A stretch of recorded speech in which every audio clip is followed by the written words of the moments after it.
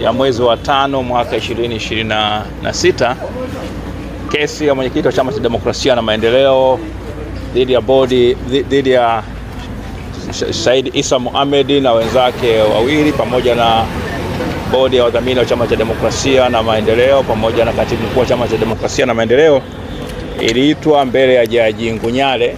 Haya ikiwa ni maombi ya mwenyekiti wa Chama cha Demokrasia na Maendeleo katika wadhifa wake kuweza kujiunga katika kesi ya msingi namba 8323 ya mwaka 2025, ambapo Said Issa Mohamed na wenzake wawili wanadai kwamba kuna mambo ambayo sio mazuri katika chama chetu kuhusiana swala la mgawanyo wa mali na vile vile kwamba wanakosa haki zao za kushiriki katika siasa kupitia Chama cha Demokrasia na Maendeleo.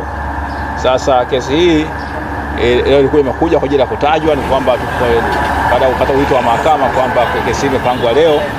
Kwa hiyo sisi tumekuja na mwenyekiti amekuja baada kwamba alichelewa. Kesi ilipangwa saa 3 kasorobo, lakini nadhani tumeanza kama 3:30 au 3:45. Sasa ni jaji baada amekuja, jaji ameweza kutusikiliza kwa ufupi kwamba leo kesi imetajwa na ametoa maelekezo kwa upande wa sisi ambao tunajibu maombi kwamba tujibu ndani ya siku 7, kwamba tupeleke vile viapo kinzani kwenye maombi yale ya mwenyekiti kwa muda wa siku 7 kuanzia leo mpaka tarehe 1, kwa sababu kesi itasikilizwa tarehe 2 ya mwezi wa 6 mwaka 2026 katika mnamo saa 3 asubuhi. Lakini leo umeweza kuona kwamba wanachama wengi walikuwa na mwitikio mkubwa sana wa wanachama kuja kuhudhuria kesi, lakini wamezuiwa kuingia mahakamani na mwenyekiti mbele ya Jaji Ngunyale ameweka wazi kabisa kwamba hii kesi na maslahi ya umma.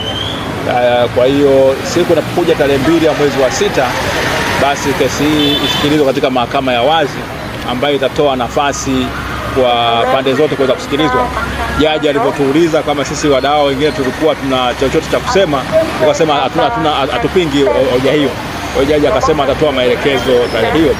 Lakini kingine ni kwamba kesi ile ya msingi ambayo ilikuwa imerudishwa kutoka mahakama ya rufaa ikarudishwa mahakama kuu, inatolewa uamuzi wake tarehe 28 ya mwezi huu wa 5. Itatolewa maamuzi yake siku hiyo tarehe 26 ya 28. Basi tutategemea kwamba kesi hii itaendelea, itategemea nini kitakachoamuliwa tarehe 28 ya mwezi huu wa 5 2026.